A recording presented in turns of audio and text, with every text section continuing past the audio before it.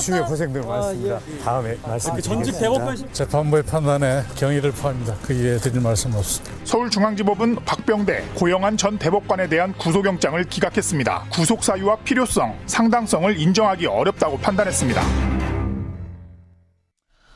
예, 앞서 전해드린 대로 고영한, 박병대 두 전직 대법관이기도 하면서 법원행정처의 처장을 지낸 사람들인 거죠. 그러니까 이미 구속이 된 임종원 차장의 상급자였던 겁니다.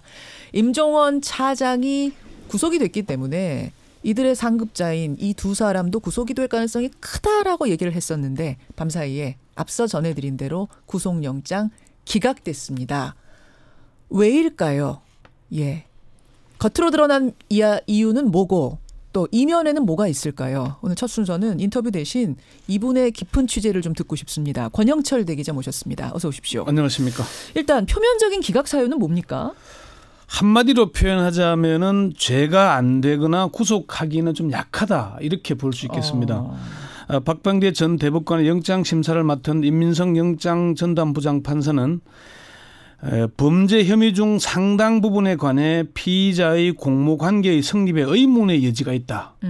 또 이미 다수의 증거 자료가 수집되어 있고 현재까지 수사 경과 등에 비춰 증거인멸 우려가 있다고 보기 어렵다. 이렇게 밝혔습니다. 증거인멸할 우려도 적은 데다가 이미 증거는 게다가 공모관계 성립에 의문까지 든다?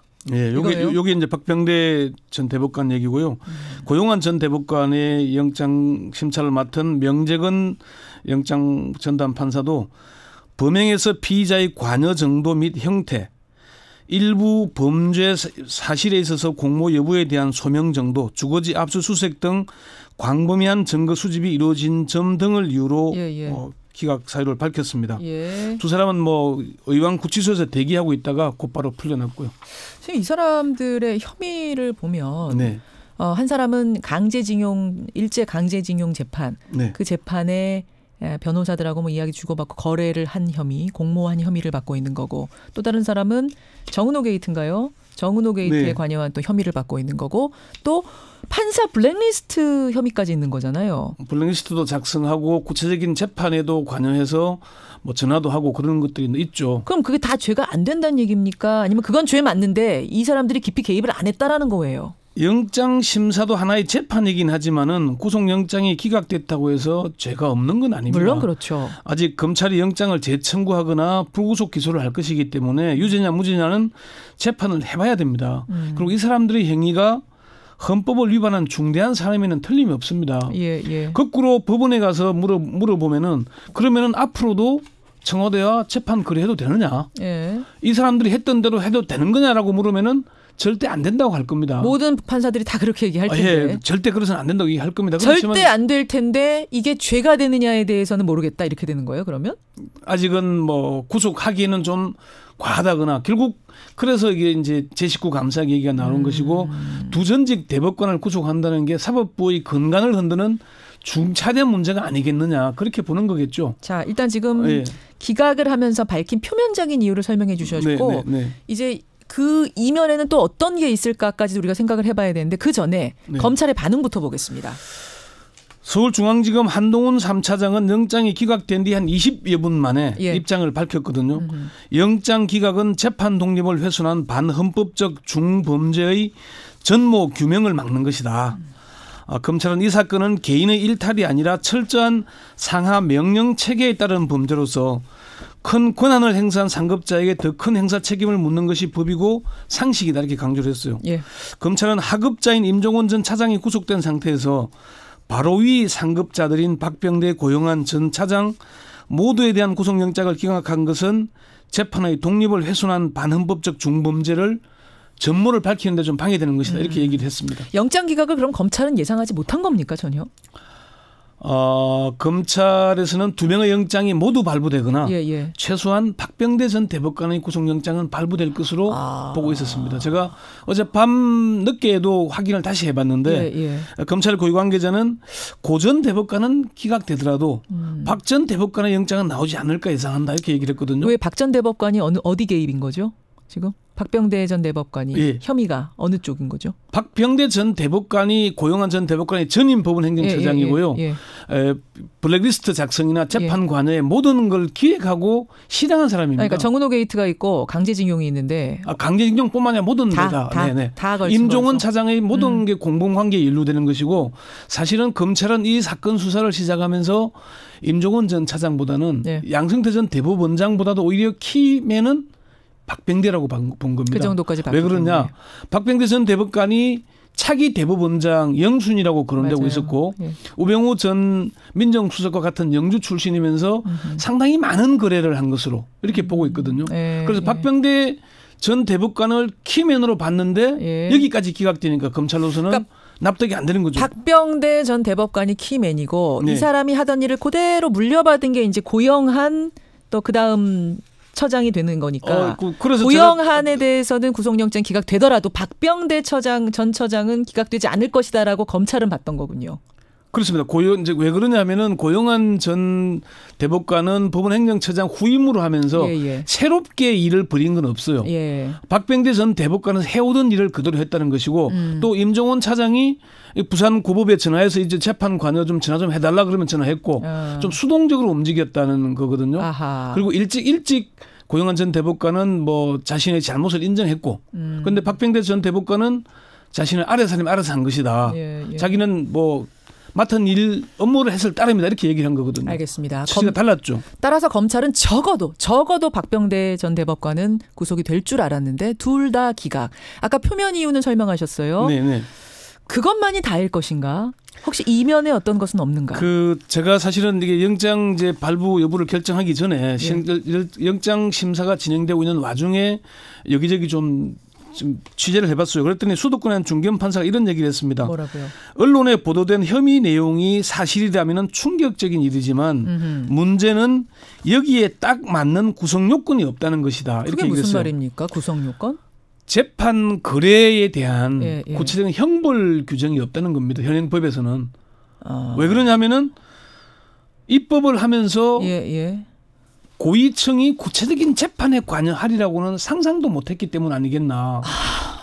상상도 못한 일이 벌어졌기 때문에 거기에 대한 정확한 적용할 형벌 규정도 없다. 그게 구성요건이거든요. 전에 말씀드린 대로 구성요건 범죄가 되려면은 구성요건에 해당해야 되고 위법해야 하며 책임성이 있어야 되는 건데 그렇죠. 일단 구성요건이 안 되면은 유죄가 안 되는 겁니다. 죄가 안 되는 거예요. 그렇게 얘기를 했는데 이게 이제 법관들이 보는 시각과 검찰이나 일반 국민들이 보는 시각에서 상당히 큰 차이가 있구나 하는 걸 느꼈습니다. 그런데 그 바로 밑에 상관자 시켜서 일을 한 약간 행동대장 같았던 임종원 차장은 구속이 됐잖아요. 네. 근데 왜 그쪽은 구성 요건이 되는데 왜 이쪽은 안 되는 겁니까? 구성 요건이 안 되는 겁니까? 그러니까 좀 모순되는 부분이 있는 것이고 아무래도 이 속내를 보자면은 영장을 기각한 가장 핵심적인 이유는 재판 거래를 인정하고 싶지 않았기 때문 아니겠냐.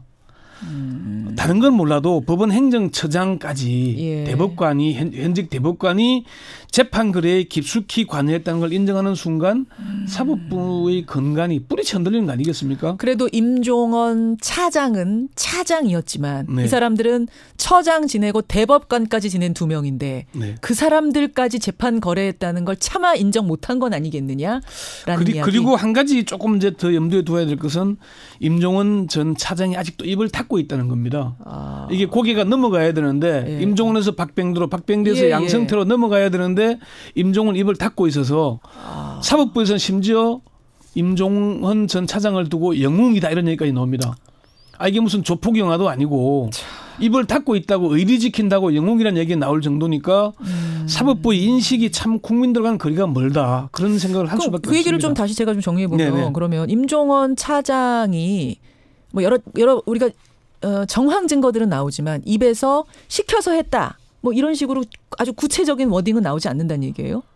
그러니까 구체적인 그 결제 서류나 이런 걸 보면은 지시 받고 결제 받고 했거든요. 증거는 있어 보이는데. 그런데 이제 진술로는 이건 이랬고 근데 지시라는 게 한 번 딱 하고 마는 게 아니라 서로 간에 의논하고 계속 중간중간 보고를 하게 되지 않겠습니까? 그렇죠. 가령 강제징용 문제도 얼마나 많이 청와대 관계자와 만나고 했습니까? 김현장 변호사도 만나고 했잖아요. 예. 이런 과정들이 하나하나 보고되고 할 텐데 그런데 대한 구체적인 진술이 있어야 다음 단계로 넘어가기가 쉬울 텐데 더 단단해지죠. 그게 잘 안 되고 있다는 것이고 그래서 임종원 차장 입을 닫고 있는 것도 이유가 될 것이고 예. 또 사법부가 최후의 보루로 재판 거래만은 인정하고 싶지 않은 속내가 있지 않겠나. 그런 관점도 좀 근데 봐야 될 것 같습니다. 인정하기 싫다고 해서 이미 네. 이렇게 많은 게 드러나고 있는데 인정이 안 될까요? 벗어날 수 있을까요? 그러니까 이게 참 법원이나 사법부가 보는 시각이 국민들과는 좀 괴리가 있다는 게 바로 그런 겁니다. 예. 팔은 안으로 굽는다고 제 식구 감사하기라는 비판만 받을 것이고 오히려 사법부에 대한 비난 여론만 높아지지 않겠습니까? 그렇습니다. 특히 영장 기각 사유에 공모관계가 인정되지 않는다고 했지만은 예. 임종원 전 차장이 개인이 아니잖아요. 개인이 법원 아니죠. 행정처 차장이고 처장과 대법원장에게 직보하고 지시받는 관계 아닙니까? 상식적으로 그 사람이 뭐 때문에 왜 이게 설명이 안 되잖아요. 그렇습니다. 이게 무슨 공모해서 하는 게 아니라 지시받고 결재받고 하는 것인데 검찰의 이 비판대로 아니 상급자가 더 높은 더 큰 이 책임을 져야 되는 거 아닙니까? 그러니까요. 그런데 그걸 임종원 전 차장으로 꼬리를 자른다? 예. 국민들이 납득이 되겠어요? 자, 이렇게 되면 박병대, 고형한 두 사람에서 물론 그 사람이 구속 안 됐다고 해서 무죄라는 얘기는 아니지만 어쨌든 구속에서 길이 막혀버렸으니 이렇게 되면은 그 윗선 양승태 전 대법원장에 대한 수사라든지 뭐 구속영장 청구라든지 이런 건 어려워지는 거 아니에요? 더 막힌 거 아닙니까? 좀 차질이 있을 겁니다. 그럴 수밖에 없을 거나 그렇지만은 제가 검찰이 확인해 본 바로는 이미 양승태 전 대법원장을 소환할 준비는 다 끝났다는 얘기를 몇 번 들었습니다. 그리고 좀 여기서 우리가 핵심적으로 봐야 될 게 서울지검 핵심 관계자 이런 얘기를 하더라고요. 사법농단은 개인 범죄가 아니라 법원의 조직적인 범죄 행위다. 임 전 차장이 사설의 업무를 처리한 게 아니라 지시받고 결재받아서 한 일인데 공모관계가 입증되지 않는다는 거는 앞뒤가 맞지 않는 얘기다. 그리고 증거가 다 확보돼 있다 그랬잖아요. 기각 사유에서 자체만으로도 이미 좀 뭔가 말이 안 맞다, 앞뒤가 안 맞는 모순된 얘기가 있다는 거거든요. 아니 근데 알겠습니다. 그건 알겠는데 네. 지금 박병대 고용한 특히 박병대 전 대법관 같은 경우에는 키맨이다라는 얘기까지 들었던 사람의 구속영장이 기각됐기 때문에 양승태 전 대법원장 수사를 한다고 한들 뭐 더 이상 뭐가 나오겠는가 수사만 하고 그치는 거 아닌가 이런 생각이 들어서요. 검찰이 좀 더 보강 수사를 할 수밖에 없을 겁니다. 그래서 검찰은 애초에 양승태 전 대법원장을 소환하고 연말까지는 사법농단 수사를 끝낸다는 계획이었는데 이렇게 되면은 그 계획에 차질이 빚어지겠죠.